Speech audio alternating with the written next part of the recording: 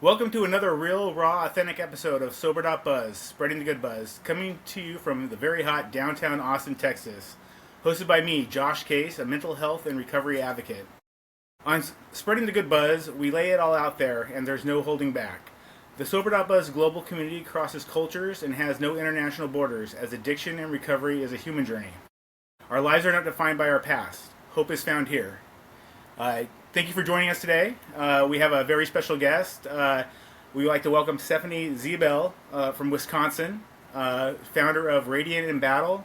She's alcohol-free and pursuing wellness God's way. She's also a wife, mother of four, and attorney. Stephanie provides support and faith-based resources to help men and women break free from alcohol. She's also the author of Guide to Your First Sober Summer and several other books. And do you want to start with that, Stephanie? Tell us about some of the other things you've published.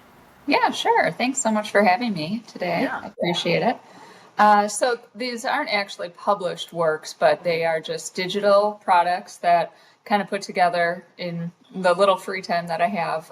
But I love writing. So put together, I have two 7-day guides. One is kind of like if you're really starting out and you're going to commit to not drinking. So it's your first 7 days sober. The other is more of Is it kind of like what you did to get sober, or what you've learned since being sober? I think more what I've learned. I've incorporated, things from my experience into it, and kind of the verses that help me from the Bible, and just other practical tips. Gotcha.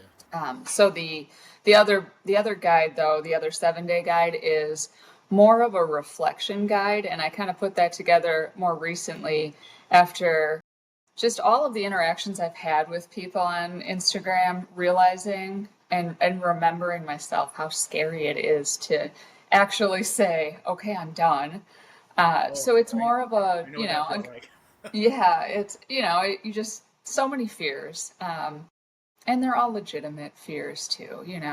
Every emotion you feel, it is what it is. It's an authentic emotion, and so it walks you through, like, let's reflect on what you're afraid of and why, and then it gives some verses, and at the same time is also kind of a faith-based, introduction, baby step introduction into who Jesus is and what grace is and what all of that means, because not everybody that comes to my page necessarily knows God, and that's okay. I love that. So it's sort of just there in case you don't know him and you're interested in learning a little bit more in a non-threatening way, but you don't have to. You can skip those pages if you want. So so those are the two 7-day guys, and then I have a similar 30-day and then a full 12 steps in 90 days. And it's the 12 steps. The AA 12 steps, right? Yeah, so they're the AA 12 steps, but really based more on Celebrate Recovery, which is a Christ-centered version of AA. And so it's based on that, and it kind of 1 week at a time walks you through each step. Gotcha. So Yeah. you kind of pace yourself at that week, kind of guides you and keeps you on course. Right. Yeah, and if you want to take more time, you can. You can repeat the first step 3 weeks in a row if you want to, because it's not connected to any kind of group where you have to, Right. keep up with everybody else. So if people want to find these things, they would just go to your Instagram page? Yeah, you can just click the link in bio and it'll take you to the resources. There's keywords that you can comment on all of my content too, but if you are not looking at, the posts or the videos and you just want to find it, that's just the link in my bio. So what does pursue wellness God's way mean to you? Yeah, I so guess that's something that can mean different things to different people, right? right. Yeah. Yeah. For me, I think it's the idea that, there's so much out there, nowadays, right? We can get access to information everywhere. And so if you want to think about, I really want to pursue wellness in my life, you will find hundreds of different ideas of what that means. And there's, plenty of different influencers that say they're, wellness influencers. But some of those wellness influencers still talk about how, I still drink. And I think, for them, that's fine. But for me, I don't think that when I kind of take the faith-based approach to it, I focus more on, particularly for me, what does God require of me? And in my life, I have come to the realization that He requires that I do not drink alcohol. That is not necessarily true for everyone. We all have different stories, but there are certain things, right, that I just feel like if you have a relationship with God, you come to know what He expects of you. Well, I'm pretty sure God didn't like how I acted when I drank alcohol a lot. So I don't think I fit. Yeah. I didn't fit His version of what I should be like when I was drinking. Yeah. And, I think that there's always the risk, too, obviously, with alcohol that, you can be someone who maybe you just have a drink here and there. And there's nothing biblically, forbidden about that, right? Having a drink. But there's always, at least for me, I couldn't trust myself. There was always the risk that it was going to go too far. And so. Well, the risk was always there. It wasn't. It was like, when is it going to happen? Is it going to happen like now, or is it going to happen in a month?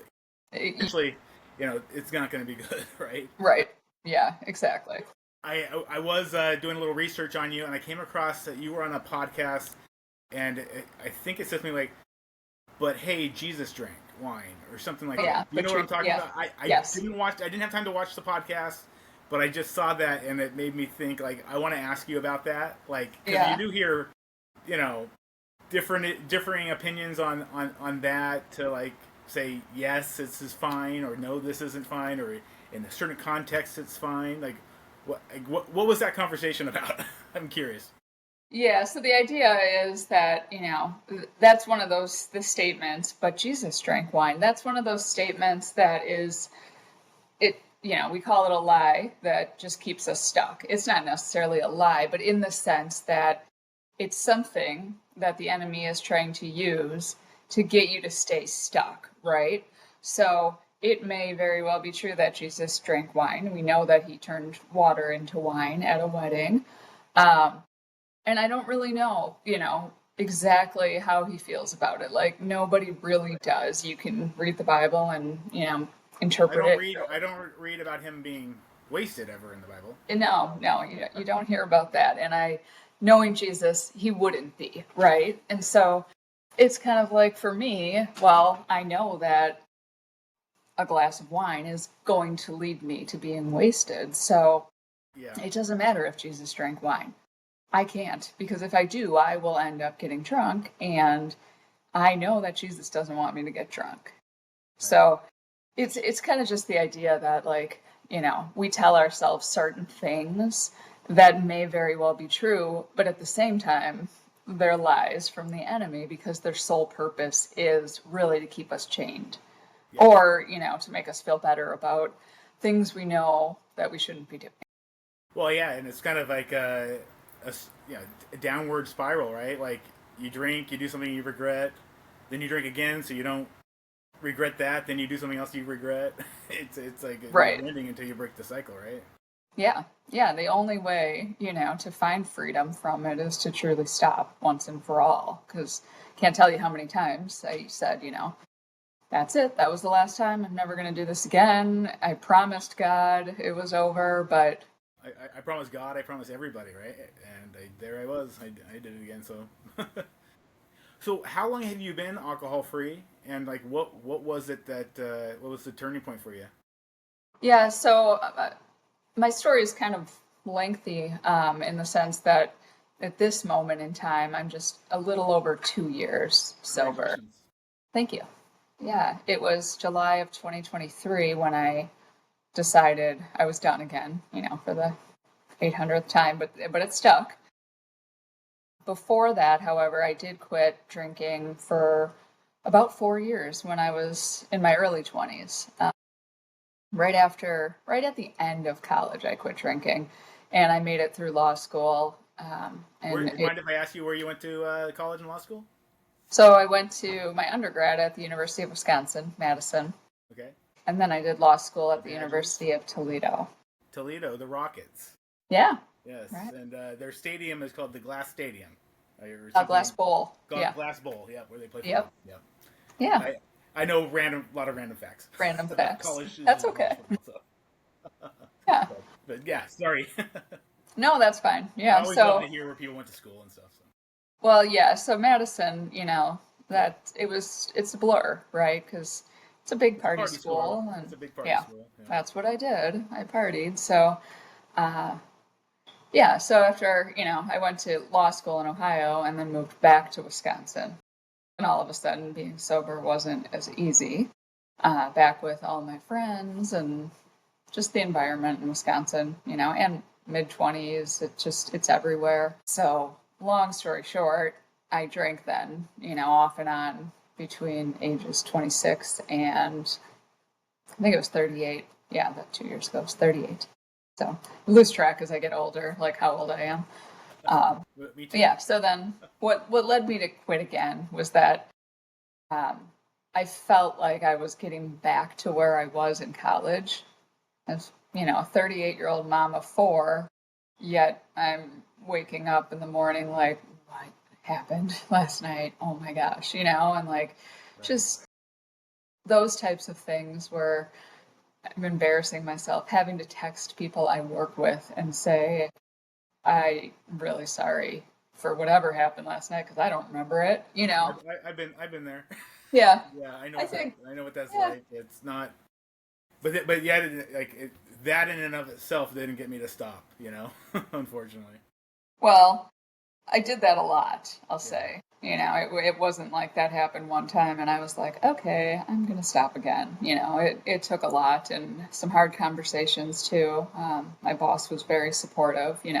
It was not, it wasn't something I could hide. I was going to work and doing my job fine, but it would be at, the after work events where Yeah. I think Cocktail parties and yeah, conferences and yeah. conferences, yes. And as the company attorney, I mean, it kind of stands out even more than it would if I were sort of like, one of our salespeople. Well, yeah, the salespeople party, nobody really notices. But when your general counsel isn't Yeah. showing up for the next day, like, uh, that's where it was kind of like, what are you doing? Like I've worked my whole life for this, and here I am throwing it away because I want to party with the salespeople. It was sort of just inner reflection. So, did you go to like a rehab or do any program, or did you just kind of get sober on your own and make your Yeah. own program? So I did celebrate recovery, and I also reached out to a friend who's one of our pastors at our church here, and I, told her everything that was going on, and she connected me to a Christian counselor in the area. And so I did the Christian counseling, I want to say maybe like 6 months or so. And that was helpful just to have someone to talk to, really, who I could just be like completely honest with about everything. And then my Celebrate Recovery group, that was at, one of the local area churches. And I just find recovery groups to be very helpful. I did go to AA when I was in my early 20s for a little bit in Madison. But that too was helpful. I think just being surrounded by people who have similar stories and just help you realize that you're not the only one that's going through this. That was what I found very beneficial. So Um, with your career, so you're, I don't know, maybe not the right term, but you're partying with the salespeople or whatever. I was yeah, doing the same with, like, I was an executive at a global Fortune 500 company, NG, and I was partying with, the the people that were underneath, if you will. hmm yeah. Like when you got sober, how did that change the dynamics at work for you? And like, was there anything? Was it uncomfortable? Were you openly accepted? Like, what kind of the good and the bad of it? Yeah, I think so. In my industry, it's a little bit transient. And what I noticed, and it, maybe had nothing to do with me, I'm sure it didn't, but coincidentally, a lot of the people that I was partying with they left the company. So that actually was helpful to me. Yeah, From so a you get to start over with new people that right. you don't have a background with, right? Yes, but there's others though too that, I did party with, and they're still at the company, and they've all been very supportive. And then there's, a handful that have, I guess, they've always been sober, but they've always been my friends, and they're just very proud of me and supportive. And I think it's what's really changed with my job because of all of this is that for a while there, I was really kind of obsessed with working. And I think it was something that alcohol was doing to my brain, but it was making me stressed out all the time. And I felt like I had so much pressure on me to be this high performing executive. And now, once the alcohol was removed, I don't feel all that stress or So it that was distorting your expectation. reality of like Yeah, what you needed to be, and then when it exactly. was gone, it was like you could just be more. Just be me. Yeah. And I felt like I was relying on it to fit in those crowds. And now I realize, like, I don't need to fit in anywhere. God created me to be me, not to drink so I could change my personality and be someone I'm not. Like, it seems obvious now and very, like, an illogical thing that I was thinking. But at the time, my judgment was very clouded. And that's, Well, people I mean, don't drinking, realize. you know, I had those thoughts like, oh, I'm fitting in with everybody else, Hmm. like, regardless of how it was damaging my own life, I was Right. still fitting in, right, and Hmm. having fun. But Yeah. it really wasn't. In the end, it wasn't fun. It was it was Yeah. the opposite of that, right? Yeah. And then you have 4 kids and you're married. Like at home, how did things change at home? If you don't mind me asking. Yeah. I mean, we never really drank much together at home, I would say. So that hasn't changed a lot. Um, it was more like, I would drink on a Friday night or something to unwind after work. And that was just kind of my thing that I did by myself. And, my husband might have been here, or maybe he was at like one of my son's sporting events or practice or something, or out of town for work. But so that didn't really have much of an impact on our home life.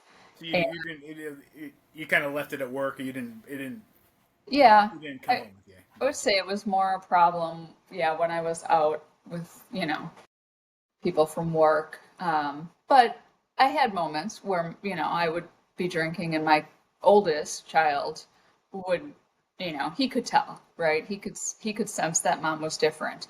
The others were, I think they're all too little to realize it or remember anything. But there were times that he could tell. And I remember one time specifically that he texted my husband, sent him a message on Facebook Messenger and said, Mom's crazy drunk, That was one of my rock bottoms. Like, okay, I don't want my kid to be perceiving, things that way. So he will say at times that he's really glad I don't drink anymore. So it's, I think, a different lifestyle for him growing up than I had growing up. He's going to hear a lot more about the dangers of alcohol and Right. why I don't think he should drink. But, Unfortunately, he's, my kids are all over 20 now, so they saw why they shouldn't drink growing up, yeah, and they're much more responsible than I ever was. I think they at least learned something from me, right? But yeah. they're very happy I'm sober now. It's definitely improved our relationships.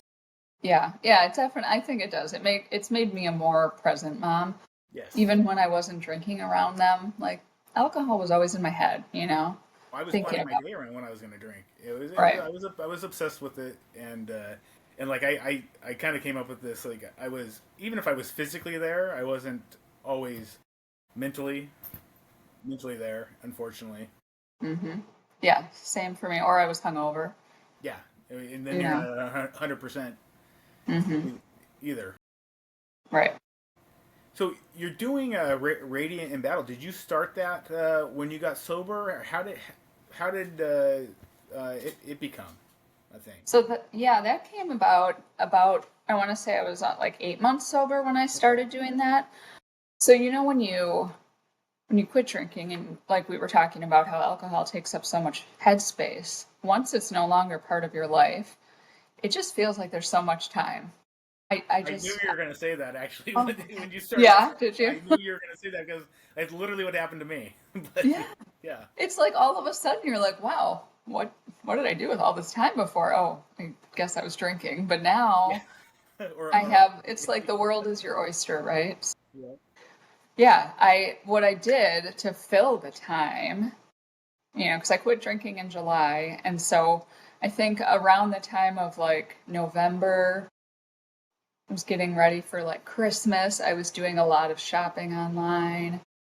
And then I thought, well, I'm just Christmas shopping, right? And then it was like January, February, and it just hit me one day. I was like, what?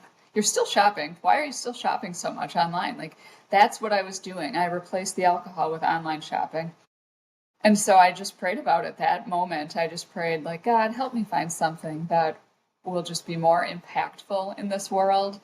And then I have no idea, like, how it worked out, but somehow I decided to open up the Instagram app. I had an account, but I had never posted a single thing. I didn't really follow anyone. And I don't know, I just started like looking around on there, and I decided, well, I think I'll share why I don't drink. And so I did that. And then, the algorithm clicked and it was like, oh, that people actually viewed that one. Well, So I just kept going. It's funny is like Sober.Buzz, similar story.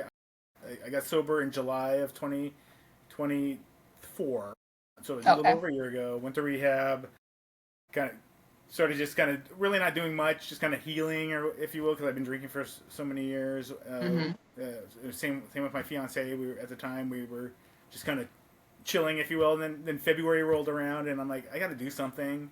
And I had thought about like posting some stuff. So I started an Instagram page and started posting some thoughts. Mm-hmm. And I guess the algorithm and then some marketing companies contacted me about doing a podcast because I quickly got subscribers or followers, right? And I had no idea, like was not expecting it at all. So about so it was kind of by accident that this whole thing happened too. Well, I like to think not an accident. Well, I yeah, think, like right. but It's like meant we to be. didn't plan it, right? God had a good plan the whole time. That's a We good way to put it. just, yeah, So very yeah, similar so like stories. Yeah.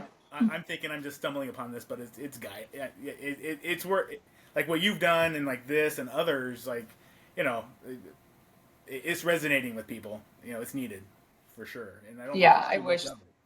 I mean, I can't imagine how different my life might have looked if this community existed. I don't know if it did or if I knew about it back then, but even when I was in college, I knew that I was different from my friends and my Yeah, roommates, but it was frustrating to me because I didn't understand why, and that I was, always had that same feeling until I yeah. did therapy and rehab. I always wonder why I'm different. I react to things Hmm. differently, or I think differently, or why don't people, and like, doing therapy helped me, figure all those things out, or at least Hmm. explain those things to me so I know how to like deal with it, right? Right. Yes. Yeah. Instead of hide from it, which ultimately was what I was doing. Yeah. Yeah. And that's the other thing too. You don't realize how much you're really covering up when you're drinking so much. It's like there's a lot going on under the surface. And if you're too drunk to ever like reflect on it or even think about it, you're never going to grow in life. And I do feel like I was kind of just stuck for a long time I was because. in arrested development for decades. Hmm. I think since I got sober in the last 14 or 15 months, like I think I've realized more in these 15 months than I probably realized in the last Yeah. decade. It feels it that way. Like, oh, Yeah. why didn't I see? That's right in front of me. I didn't realize that. No type thing. Right. It's Yeah, and I would say too for anyone who's listening who's thinking right now, well, I'm sure that's only true, if you're drinking every day.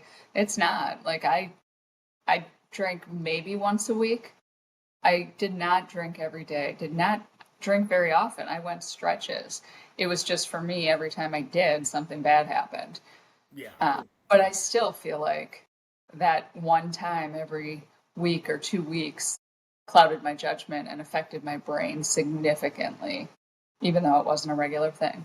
Well, I mean, I drank almost every day for decades, except for there's periods of time that I quit, like one time for 18 months, and then for months at a time here and there. But Mm-hmm. like I can, up until like a few months ago, I could still feel like my brain like clearing up, if you will. I don't know if that's the Mm-hmm. right phrase for it, or just becoming more sharper. Um, and like so yeah, if you even if you're drinking heavily once every 2 weeks, I think you kind of reset yourself back to you know the whatever Yeah, it takes a long takes a time long time for to your heal, right? brain to really heal. Yeah, definitely. Radiant in battle, is this something that you plan on doing for the rest of your life, or do you have like plans for it, or like what is it, just one of those things that like you just take it as it goes? Yeah, I kind of do. I don't really have a plan. I've had, a lot of people reach out to me and kind of say, what are you thinking? Is this, someday going to be a business, or you want to start a podcast? Really, I don't know. I still like the work I do, my day job. I enjoy, the legal work, but I also enjoy all of the relationships and helping people and guiding people. And so this, for now, I think it's just kind of something that I do in my spare time. A lot of work goes into it. I would say early morning hours. I'm an early riser, and I think I start my day with the Bible and I pray, and then after that I have some time to myself before my kids wake up and we got to get going for the day, and that's just what I enjoy doing in the morning right now. So that's kind of, I think, for the time being, I don't really have a long-term goal other than just keep sharing my story. Yeah, and as long as you find that purposeful and it's helping, I mean, Hmm. I know you're helping people, and you'll never even know how many people you're helping. I hope That's how so. that's how these things work. It's like you mentioned earlier. I wish I came across stuff like this, but I don't know. I probably was never looking for it. Right. You know what I mean? Like, Yeah. or if I did see it, did I did I want to see it? Yeah. Yeah, I think that's a good point. Left it hanging, It's right?